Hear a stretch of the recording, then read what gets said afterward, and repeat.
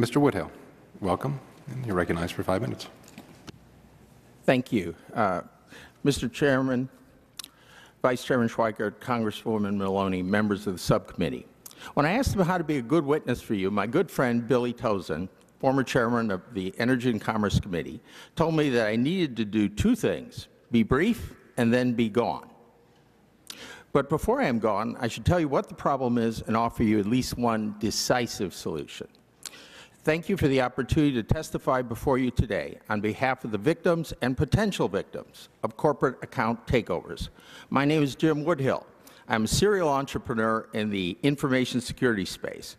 I was recruited in December of 2009 to be the advocate for the victims of this new and fast-growing cybercrime by Gartner Inc.'s Aviva Lighten, the most prominent analyst in the space.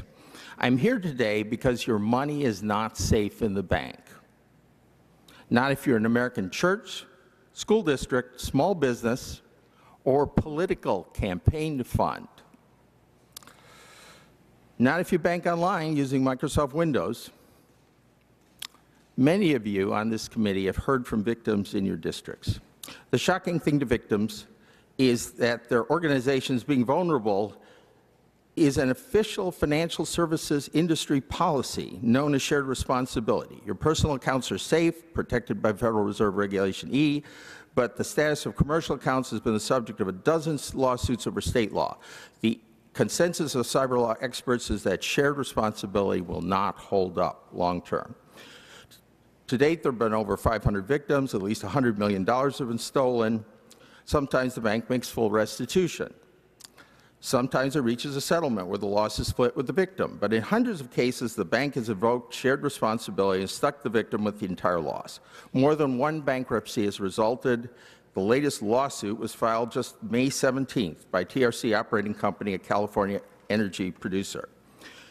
No matter whose pocket this money comes out of, the stolen monies are funding enemy R&D.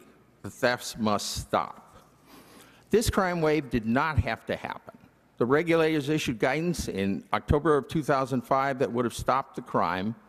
Even back then, necessary solutions were inexpensive to acquire and operate, quickly implemented, and enjoyed wide end customer acceptance. But they weren't adopted in great numbers, so the regulators issued much more detailed supplemental guidance last year.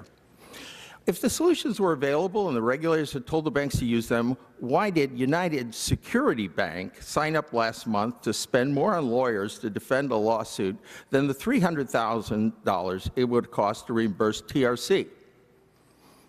The answer is simple.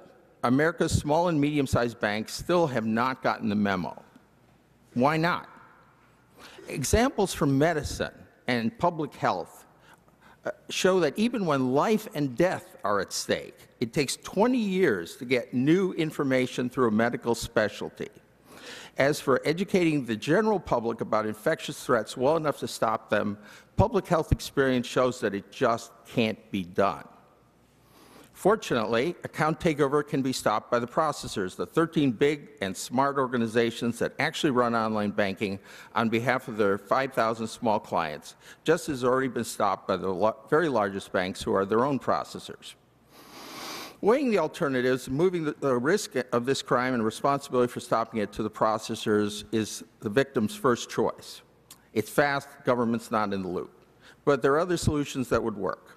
If banks were required to fully disclose the risks of online banking, then those customers moving online could either accept those risks, turn off online banking, or move their accounts to where they're safe.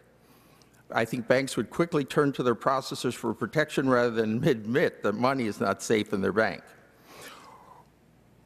Another alternative is if the fiduciaries of public funds, taxpayer monies, like city and state treasurers, simply refuse to risk taxpayer dollars by depositing them in banks with any history of unreimbursed losses, then those banks would do the same thing. Regulation E could be extended to all accounts, but I oppose this because disclosure or public fiduciary action would accomplish the same thing, but are more free market oriented. Whatever the Congress does, we urge it to do it soon before there are more victims and more trust lost in the banking system. We must work to make cyberspace a safe neighborhood. Thank you for inviting me to testify. And thank you also for your testimony and being with us today.